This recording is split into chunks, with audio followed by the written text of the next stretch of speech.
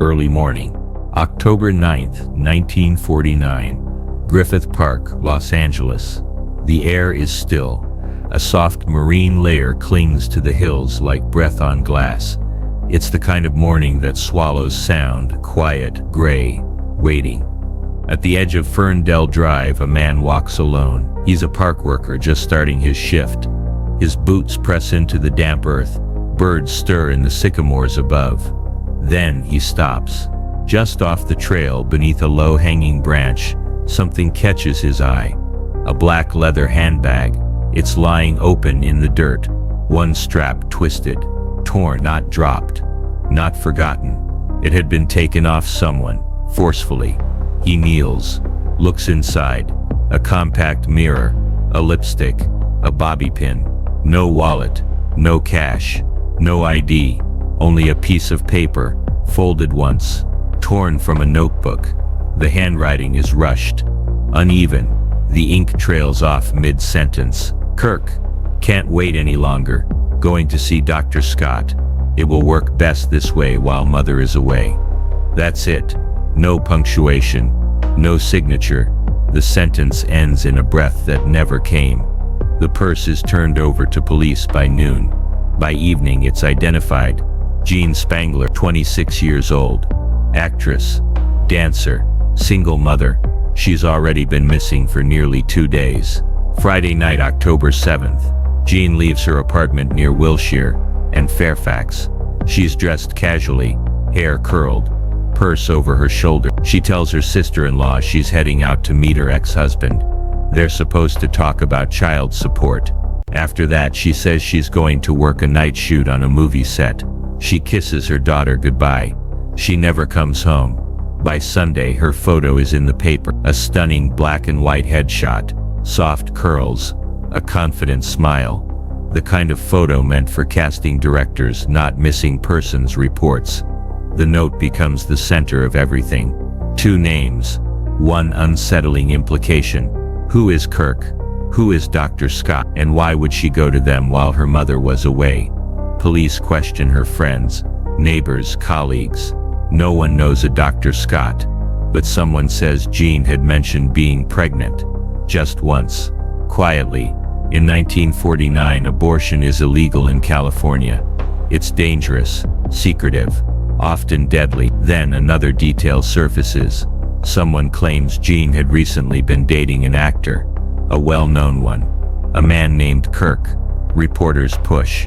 The story spreads. Kirk Douglas, a rising star. He denies ever meeting Jean. Later, under pressure, he clarifies. He did know her. Briefly, they had worked on a film together. But he insists that was it. The name in the note is never proven to be his. Jean's disappearance spirals into something bigger than one woman's fate. Hollywood rumors, mob connections, back alley doctor, false sightings as far as San Francisco and Phoenix. But no physical evidence, no body, no witnesses, just a purse, a torn note, and silence. Griffith Park is searched for days. Helicopters sweep over the brush. Bloodhounds sniff through the trails. The LAPD scours the reservoir, the ravines, the hills. Nothing. Not a single sign of Jean Spangler has ever been found. A note ending in a comma. A mother who never returned. And a case that has never been solved. This is the story of a woman who stepped into the Hollywood night and vanished like she was never there. This is the case of Jean Spangler. To understand what was lost, you have to understand who she was. Not the headlines, not the rumors, but the person. Jean Elizabeth Spangler was born on September 2nd, 1923, Seattle. Her family moved south while she was still young, eventually settling in Los Angeles. She attended Franklin High School in Highland Park. Friends remember her as bright, funny, stubborn in a way that could charm you or burn you. The kind of girl who always looked like she knew something you didn't. After graduation, she started working as a dancer. First local shows, then the nightclubs. By her early 20s, she was on contract as an extra at the studios, RKO, Columbia, Warner Brothers. She never had starring roles, but she was in the room. Background shots. Dancer in the third row, cocktail waitress in a noir film. No lines, but always watching. It was enough to keep her close to the dream. She married young Dexter Benner, a manufacturer's sales rep. He was older. They fought almost immediately. 2 years later, she filed for divorce, citing cruelty. She won custody of their daughter Christine. Benner tried to fight it. For a time he succeeded. He used Jean's lifestyle against her in court. Night shoots, men in the industry, her modeling work. He called her unfit. Eventually she regained custody, but their relationship stayed bitter, complicated. She didn't trust him, and he didn't stop watching her. By 1949, Jean was a single mother living in the Park La Brea apartments, a modest 2-bedroom on Colgate Avenue. She lived with her mother, her 5-year-old daughter, and her sister-in-law. She worked when she could, bit parts, photo shoots, a few modeling gigs for department store catalogs. It wasn't glamorous, but it was enough. At night when Christine was asleep, Jean would sit by the radio with a cigarette, clipping out cast notices from The Hollywood Reporter. She marked them in pen, circling anything with featured or dancer beside it. She still believed it would happen, that break. Friends say she had started seeing someone new, a man she'd met through the film industry, tall, polished, private. She never said much, not even his name. She just called him Kirk. The day before she disappeared, Jean seemed normal, not frantic, not upset. She dressed casually, green slacks, white blouse, heels. Her purse matched her outfit. She kissed her daughter goodbye, told her she'd be back soon. She left the apartment around 5 p.m., said she was meeting her ex-husband about child support, then heading to work on a movie set. She didn't name the film. She didn't say where. She never returned. Her sister-in-law waited up that night. By morning she was worried. Jean hadn't called. The bed was untouched. By Saturday night they went to the LAPD. She was officially declared missing the next morning, and by that afternoon, a park worker found her purse. Jean Spongler's life wasn't perfect, but it was full, real. She had bills, a daughter, a career that was half survival, half ambition. And for all the things we don't know about her final hours, what we do know is this: she didn't walk into that park by accident, and she didn't leave it. That Friday was just another Los Angeles afternoon, warm, smogged, the city humming with its usual contradictions. Movie stars on billboards, women in curlers walking to corner stores, construction pounding through Wilshire, and somewhere in it all, Jean, getting into a car, going somewhere she never mentioned, maybe to see her ex-husband, maybe not. Dexter Benner, her former husband, told police he hadn't seen her at all. He said there was no meeting scheduled, that he was at home with his new wife that night. Police checked, his alibi held. At least on paper, back at Jean's apartment, nothing was missing, nothing disturbed. The closet still full, her makeup still laid out on the vanity, Christine's drawings pinned to the wall. The only thing gone was Jean, not just from the apartment, but from everywhere.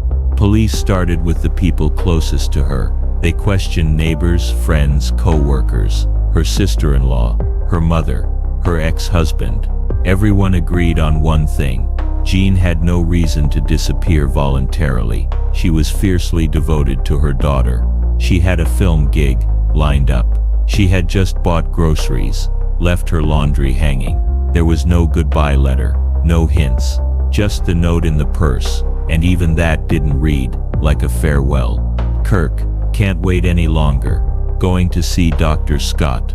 It will work best this way while mother is away. It read like someone making a decision, a plan, something temporary. She was expecting to come back. Jean's friends described her as careful, not reckless. She'd had wild periods, but that was before Christine. By the fall of 1949, she was trying to stabilize her life. Steady work, reliable routines. She talked about saving, maybe moving out on her own. She wanted to put the custody fight behind her. She wanted to be seen, but only on her own terms. The media, as always, didn't help. The headlines were cruel. They painted Jean as a flirt, a socialite. They speculated about affairs, abortions, studio scandals. The implication was clear, that maybe she wasn't a victim, maybe she had caused it. But the people who knew her told a different story. Jean worked hard. She was tired. She was trying to do the best she could, with almost nothing. At 26, she was raising a child alone, fighting a bitter custody battle, chasing studio jobs that barely paid enough for rent. She didn't have enemies, but she did have men in her life. Some she talked about, some she didn't. The most whispered about name was the one in the note, Kirk. There was only one man in town who fit that name and was tied, even loosely, to Jean: Kirk Douglas. By 1949, he was already a rising star. Champion had just wrapped. He was on magazine covers. Jean had worked as an extra on that set. She was seen there, but Douglas publicly denied knowing her, until later when he acknowledged that they had worked together, that she had been on the set, that maybe they'd talked, but that was all. Police never named him as a suspect, but the name in the note lingered. Then there was Dr. Scott. No one could find him. Not in medical directories, not in studio files, not in Jean's address book. If he existed, he didn't practice legally, and if he didn't, then what was she planning? What was going to work best while her mother was away? That was the other clue. The timing. Jean's mother had just left for a short trip to visit family in Kentucky. She was due back in a few days. If Jean was planning something private, something secret, this was the narrow window to do it. And whatever it was, she didn't plan to stay gone. There was food in the fridge, a dress laid out for Monday's shoot, Christine's school papers signed and ready. Jean wasn't running. She was interrupted. By who? And why? She had no known stalkers, no restraining orders, no documented threats. She wasn't rich. She wasn't famous. She wasn't politically involved. She was a woman, alone. In 1949, Los Angeles, a place where women disappeared more often than anyone cared to admit. The city had seen this before. Bit players, starlets, disappearing into the machine. Some walked away, some didn't. But this case felt different, because she left a trail, just enough to follow, just enough to believe there might be an answer. If someone looked hard enough, and then nothing. No sightings, no phone calls, no body, no closure. Jean's mother returned to an apartment filled with silence, her grandson asking questions no one could answer, and a daughter she'd never see again. The purse was turned in before noon on Sunday, October 9th, found just beyond a footpath in Griffith Park. Police officers from the Hollywood Division arrived at the scene within the hour. It had rained lightly the night before. Whatever trace evidence was there had been compromised. There were no fresh tire marks, no footprints, no blood. The only thing untouched was the note inside. Kirk, can't wait any longer. Going to see Dr. Scott. It will work best this way while Mother is away. The paper was folded once, the ink slightly smeared. Handwriting analysis confirmed it was Jean's. There was no envelope, no second page. Police immediately tried to reconstruct her last known movements. She had left her apartment on Colgate Avenue around 5 p.m. on Friday, October 7th. Told her sister-in-law she was meeting her ex-husband Dexter Benner about child support. After that, she said she had a late shoot scheduled, but that meeting never happened. Benner told detectives he had not seen Jean that night, that he was with his wife the entire evening. She confirmed it. Investigators checked his home and phone records. No red flags, no signs of violence. He remained cold, uncooperative, but legally clean. Next, they checked with the studios. If Jean had been booked for background work that night, someone would have known, but no call sheets placed her on set. No film crews were working that night with extras. There were no records of any scheduled shoots, which meant she had lied. Jean had told her family she was working, but she wasn't. That lie became the centerpiece of the case. Why lie? Unless you were going somewhere you didn't want people to know about. Investigators canvassed Griffith Park, over 4,000 acres of trails, canyons and wilderness. Helicopters were brought in, mounted patrols swept ravines, volunteers combed brush and drainage ditches. Police dogs were brought in from Ventura County. They traced a scent down Ferndale Drive and lost it at the road. That was significant. If Jean had been in that spot, she likely hadn't walked there. She had been dropped off, or her body had been dumped. Either way, someone else had access to that park. By the second week, police had interviewed over 150 people, neighbors, film crew, past employers. No one had seen Jean after 5 p.m. Friday. Taxi drivers were questioned. No one recalled picking up a woman matching her description. Parking lots were checked. Her car was still at her apartment, untouched. Then came the rumors. Whispers of a man named Kirk and the mysterious Dr. Scott. Reporters started pressing. Kirk Douglas was named in articles, though never officially by police. He denied any connection, then revised his statement. He had met Jean on the set of Young Man with a Horn. She was an extra. He said they spoke, maybe flirted. That was all. No dates, no meetings. Police didn't pursue him further, but the public already had their theory. As for Dr. Scott, no one ever found a real person by that name. The AMA had no listing. There was no underground clinic under surveillance by that name. Police sent undercover officers into neighborhoods known for illegal procedures. Nothing. No informants knew of a Dr. Scott. No arrests were made. If Jean had an appointment that night, it had vanished with her. Then came a tip from a gas station on Ventura Boulevard. A late-night clerk claimed to see a woman who looked like Jean on Saturday, nearly 24 hours after she disappeared. She was in a car with 2 men. She appeared disoriented. He said she tried to speak, but one of the men pulled her back.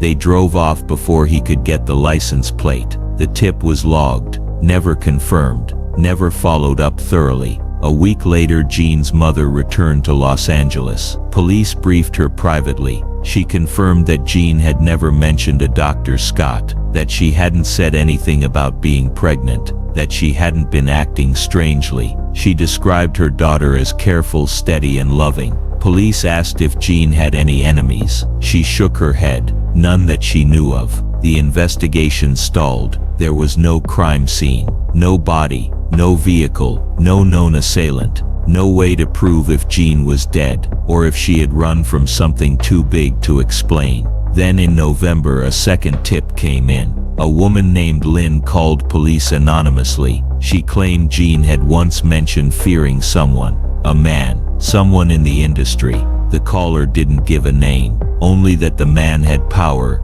and that Jean had once said, "If anything happens to me, look at him first." Lynn hung up before giving her full name. Police never traced the call. More time passed. Reporters moved on. The story lost its spot on the front page. Jean's daughter Christine stayed with her grandmother. Dexter Benner filed for full custody. He won. The file was marked cold within 6 months. Just a note, a purse, and a name. Lost in a city that never stops to look back. By December 1949, 2 months had passed. The case was slipping through cracks that no one could see. The detectives assigned to Jean's disappearance were rotated. 2 officers transferred. 1 went on medical leave. The new lead investigator was younger and already overloaded with active homicide cases. Jean's file sat in a filing cabinet under missing persons, tabbed with a pink slip, presumed voluntary departure, possible criminal circumstance, pending body. That note was a quiet death sentence for the case. There was no longer a search, just a phone line open during office hours, a mailbox for tips, most of them anonymous, most of them false. Weeks became months. Leads went stale. Witnesses forgot details. Some moved away. Some didn't want to talk anymore. The only people who still asked about Jean were her mother and a single journalist from the Los Angeles Herald-Express. In early January 1950, he published an article, "Hollywood Mystery Starlet Still Missing, a Case Forgotten." The piece reframed the story, not as a scandal, but as a failure of systems. It pointed out what police hadn't done, questions they hadn't asked, men they hadn't investigated. It mentioned Kirk Douglas again, carefully without accusation. It described Jean's relationship with her ex-husband as volatile and controlling. It noted that he had regained full custody of Christine just weeks after the case went cold, that Jean's voice had vanished from the narrative, that the public had been too quick to forget.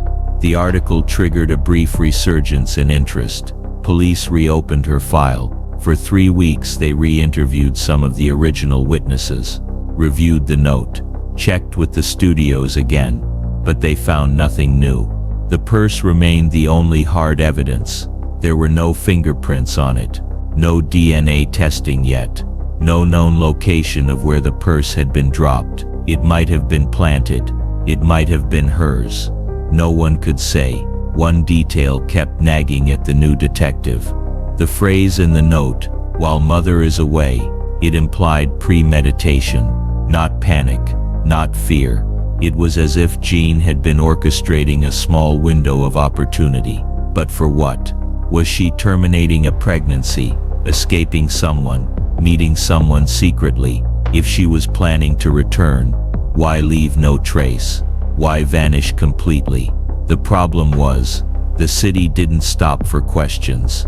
Hollywood turned over faster than the files in the detective's drawer. Actresses came and went. Dancers aged out. Waitresses came in from Nebraska with newer faces and fewer worries. The name Jean Spangler was becoming just that, a name, not a person.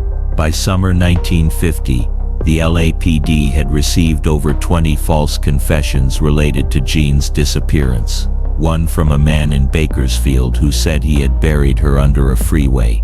Another from a drifter in Reno who claimed to have held her purse for a friend. None of them panned out. Some were mentally unstable. Others were attention seekers. The tragedy of the case became its silence. The noise drowned it out. There were still sightings, scattered, unconfirmed.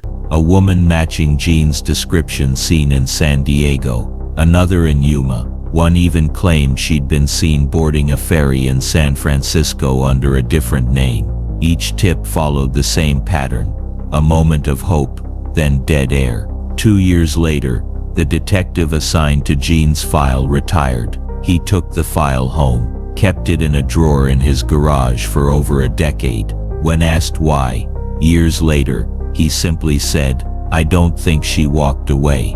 I just don't think anyone wanted to know where she went." In 1960, her mother died, still keeping Jean's photo on the mantle, still telling Christine that maybe one day her mother would come home. By the 1970s, the file had been copied once, microfilmed, and boxed. The note was preserved in an evidence locker, the purse destroyed in a storage flood. It was all fading, until something unexpected happened. Someone else went missing. A young woman named Dolores Healy disappeared in 1974. She was also an actress, also a dancer, also last seen near Griffith Park. The similarities reignited media attention. A journalist writing a story on Dolores included a sidebar on Jean. He quoted parts of the original note, mentioned the untraceable Dr. Scott, suggested the possibility of an underground abortion ring operating in 1940s Hollywood. It was speculation, but it made people take another look. A retired studio secretary came forward. She said she remembered Jean, that she had run in fast circles and always had men around her. Then she paused and said something more chilling. There was a man who used to visit the set of Young Man with a Horn, not on payroll. Tall, wore tan gloves. We thought he was someone's assistant, but no one ever claimed him. She didn't know his name, didn't know if he spoke to Jean, but the memory stuck with her, because she said, He was watching, but never smiling. This lead, like the others, went nowhere, but it left one more shadow in a case already built on absence. By the end of the decade, Jean's daughter Christine was in her late 20s. She rarely spoke publicly. She refused all interviews. But in 1983, in a brief phone statement to a private investigator, she said, "I still don't know what happened. I just know she didn't leave me willingly." The case of Jean Spangler never closed. It simply receded behind louder cases, fresher crimes, new names. But in one drawer,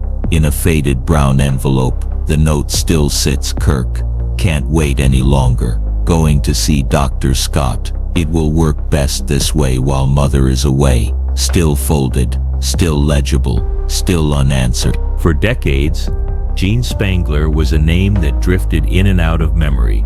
There were no arrests, no death certificate, no resolution, just a face in black and white photos, and a story that never got a final chapter. But starting in the 1990s, the silence around Jean's case began to shift, slowly, then all at once.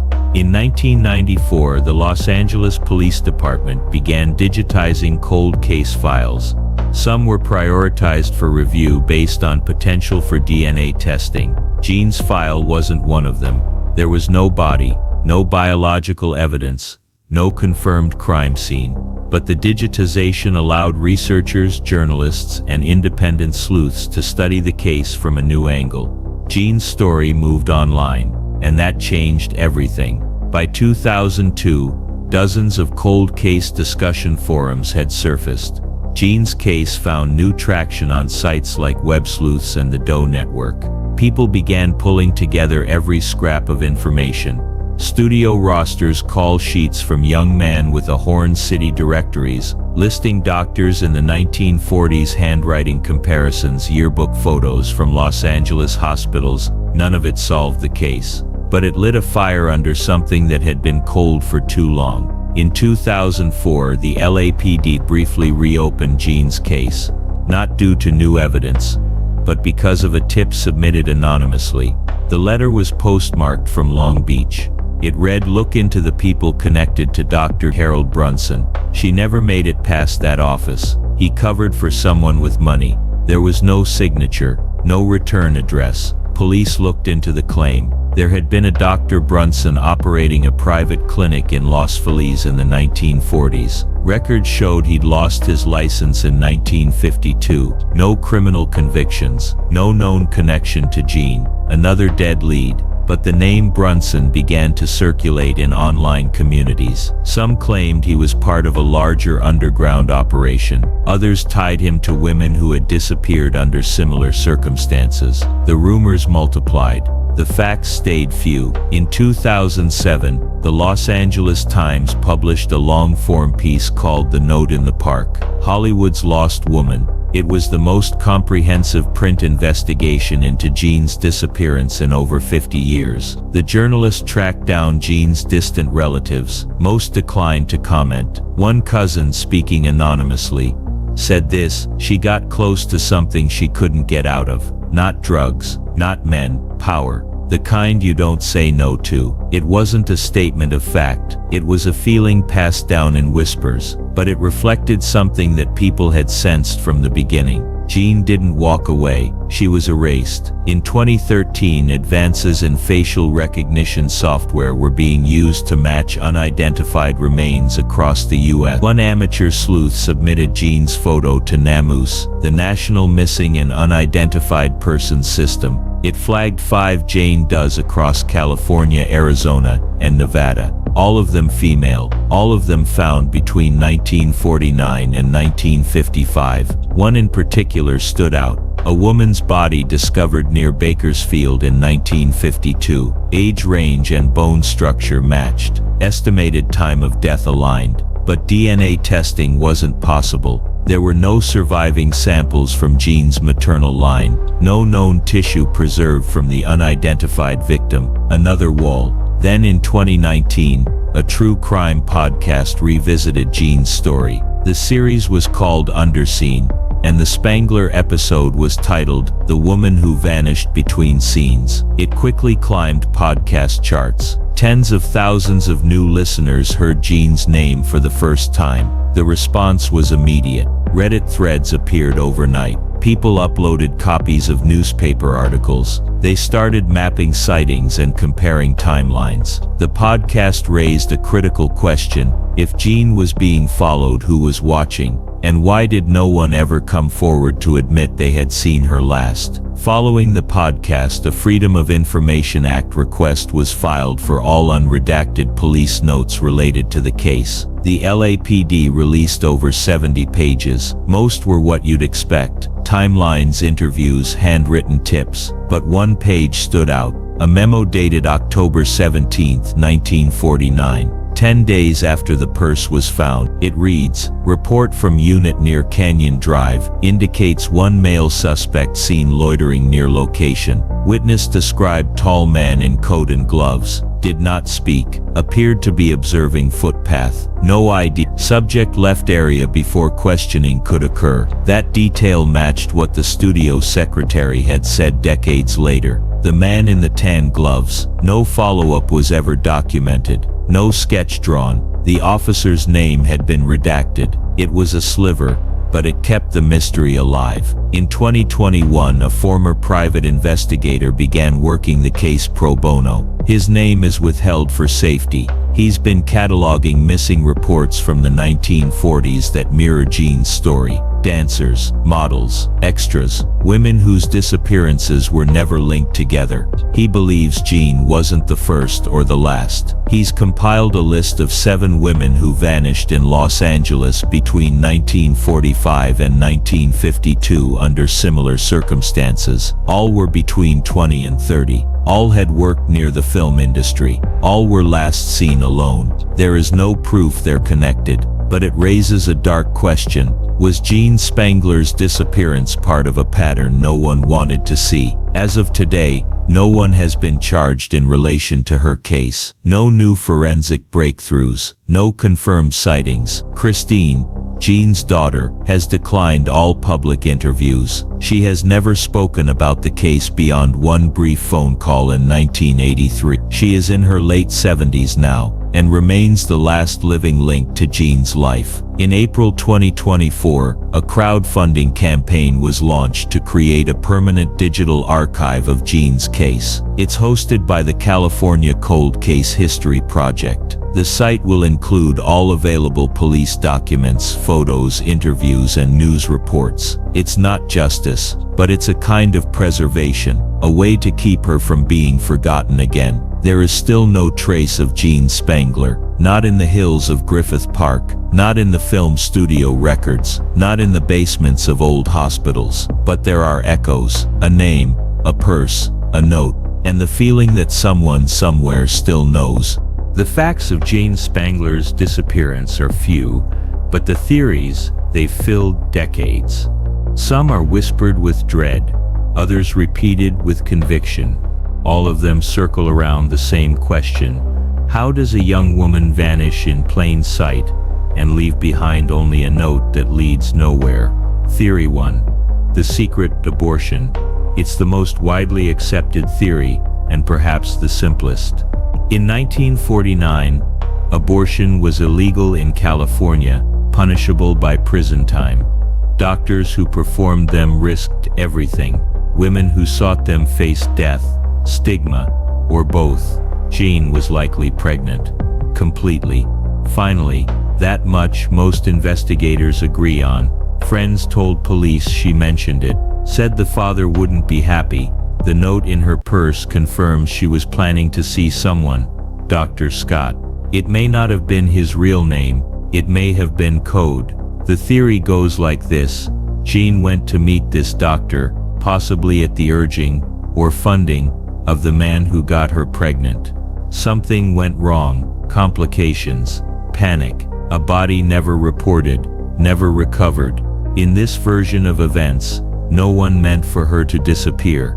But once it happened, they made sure she stayed gone. It's a theory rooted in history and fear. In 1949, Hundreds of women died from illegal abortions in the US. Many more were never accounted for. Was Jean one of them? Theory 2. The actor the name Kirk, in her note, has never been definitively linked to Kirk Douglas, but it's impossible to ignore the timing. Douglas was filming Young Man with a Horn that week. Jean had worked on the set as an extra, and there were rumors that they had spoken, that he had shown interest, that she had been seen leaving the lot the same day he was filming. Douglas always denied knowing her. Later he would tell biographers that he had no memory of her face or name, but in Hollywood, that didn't mean much. In that era, silence was the industry's currency. If Jean had become pregnant by a rising star, if a scandal loomed, it wouldn't be the first time a studio cleaned it up. This theory paints a darker possibility, that someone powerful arranged for Jean's silence permanently, but there is no evidence, no confession, and Douglas died in 2020, never publicly tied to the case. Theory 3. The ex-husband Dexter Benner, Jean's former husband, the father of her daughter. Their divorce was messy. He'd fought for custody, accused her of immoral behavior, claimed she was unfit to raise their child. They were still battling over visitation in the months before she disappeared. After she vanished, Benner gained full custody of Christine within weeks. He refused interviews, moved away. Some say he had motive, that he may have lured Jean under false pretenses, or knew who she was going to meet, and made sure she never arrived. But there's no proof, and he was never considered a suspect beyond the first few days. Still, some in Jean's family believed he knew more than he ever said. Theory 4. The pattern. The most haunting theory is the one with no single suspect, no clear motive, just a pattern, that Jean was one of many. That Los Angeles in the post-war years was filled with women who came west with dreams, and disappeared, when those dreams collided with power, silence and fear. The private investigator in 2021 believed that Jean's case mirrored at least 7 others, each young, each vulnerable, each last seen near studios, clubs or transportation hubs. Was someone preying on them? Was there a man in gloves, as the studio secretary and police memo both described? Was it one predator, or a network of men who knew how to make someone vanish, and never be found? What we know, Jean didn't leave voluntarily. That much, most agree on. Her suitcase was untouched. She left money behind. She didn't call friends. She didn't run. She was dressed for a short walk, not a journey. She told her sister-in-law she was going to meet someone. She never returned. Her purse was found in Griffith Park, not buried, not hidden, almost like someone wanted it to be discovered. A note was tucked inside. It wasn't a suicide note. It wasn't even a goodbye. It was a fragment, a sentence cut short. Going to see Dr. Scott. It will work best this way while mother is away. That dash at the end has never been explained. It implies interruption, as if she intended to finish it, and couldn't, or as if it was written in haste, fear, or pressure. No one knows who Dr. Scott was. The name doesn't match any licensed physicians from that year in Los Angeles. No one ever came forward, claiming to be him. Jean's mother, Florence, died believing her daughter might still return. Her daughter, Christine, never got answers, never got closure. She simply grew up in the shadow of a mystery no one could solve. What happened to Jean Spangler? Was it a secret procedure gone wrong, a silencing by someone powerful, or something darker, a thread that pulls through multiple cases, still unresolved? We don't know, and maybe we never will. What we do know is this: Jean Spangler was real. She had a life, a daughter, a smile that lit up photos, a voice that wanted to be heard. She did not deserve to vanish, and she does not deserve to be forgotten.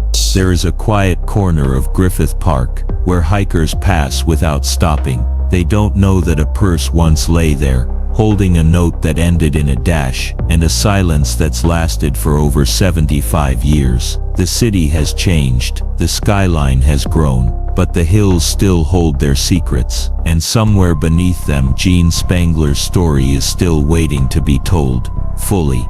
If this story stayed with you, if Gene's disappearance raised questions you can't shake, you can support this work by subscribing to the channel. It helps these forgotten stories reach new eyes and stay alive in public memory. Like, share, or leave a comment below. Every voice, every view keeps the conversation going. And maybe one day, someone who knows the truth will hear it too.